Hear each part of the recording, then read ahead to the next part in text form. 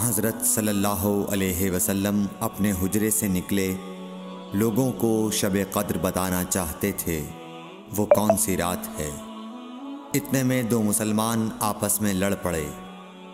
آپ صلی اللہ علیہ وسلم نے فرمایا، میں تو اس لیے باہر نکلا تھا کہ تم کو شب قدر بتلاؤں، اور فلاں فلاں آدمی لڑ پڑے تو وہ میرے دل سے اٹھا لی گئی، اور شاید اسی میں کچھ تمہاری بہتری ہو، تو اب ایسا کرو کہ شب قدر کو رمضان کی 27ویں، 29ویں اور 25ویں رات میں ڈھونڈا کرو۔